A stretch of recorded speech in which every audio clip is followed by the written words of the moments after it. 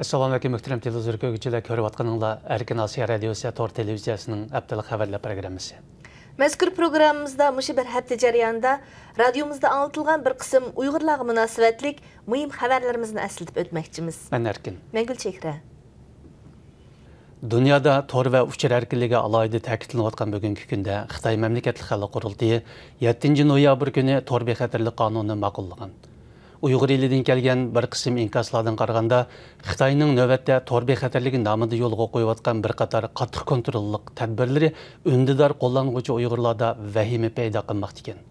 Uyg'ur kuzatuvchilar Xitoy ma'qullagan tor bexatarlik qonunining Uyg'ur elidagi tor qo'llanuvchilarga texmi zo'r xir silib kelganligini ta'kidlamoqda. Keskin raqobat ichida davom qilgan bu qitimliq Amerika prezidentlik saylimi 9 noyabr atdigan oxirlashdi. Saylamda Cumhuriyetçiler Partiyasining prezident nomzodi Donald Trump g'alaba qilib, Amerika Qo'shma Shtatlarining 45-navbatlik prezidenti bo'lib saylandi. Saylam natijasi Amerika va dunyoning boshqa joylaridagi Uyg'urlarni hayron qoldirgan. Amerikadagi Uyg'ur kuzatuvchilardan Ilshad Hasan, Mehmet To'xti va Tug'luq Abdurazaq qatorliqlar bu munosabat bilan inkos qaytirdi. O'tgan yil 18 sentabr kuni Bayda yuz bergan ko'mirkan hujum haqida Xitoy taratqullari voqeadan 56 kun o'tganda ondan xabar bergan edi. Radiomiz voqea haqida tunji bo'lib dunyoga xabar bergan va bir qism gumondorlarning kimligini oshkorlagan bo'lsa-mu, ammo 56 kunga cho'zilgan bu qarshilik ko'rsatish jarayonining tafsiloti haqida to'liq ma'lumot ololmagan. Aradan bir yil o'tgan bugungi kunda Xitoy taratqullari mazkur voqea haqida qayta xabar berib, boy hujumchilarning 56 kun ichida Xitoy tarafidan oz deganda 4 maydon urush qilganligini oshkorladi. Muajiratdagi hayot badalsiz bo'lmaydi.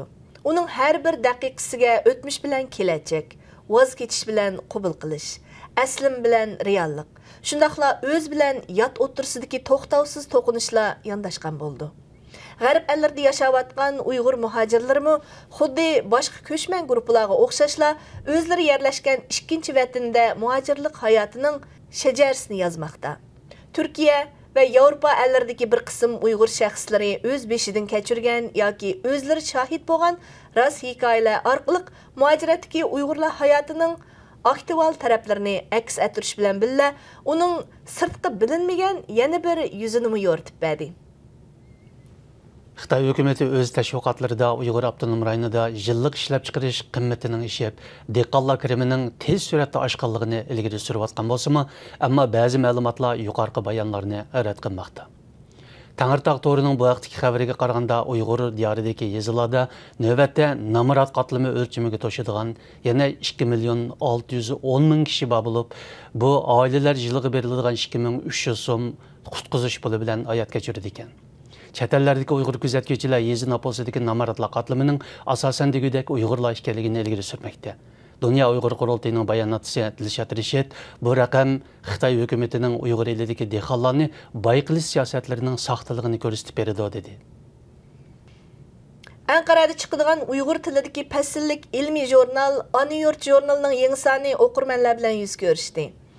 Ana yurt jurnalining yangi sonida Abduvali Ayubning Abduxoliq Uyg'ur tadqiqotidagi yangiliklar nomli maqolasi Yaponiyalik tarixchi Jon Sugawaraning 1864 va 65-yillardagi Kucha g'ojilarining g'azot urushlari va boshqa ta'siri kuchlar nomli maqolasi va boshqa maqolalar o'rin olgan.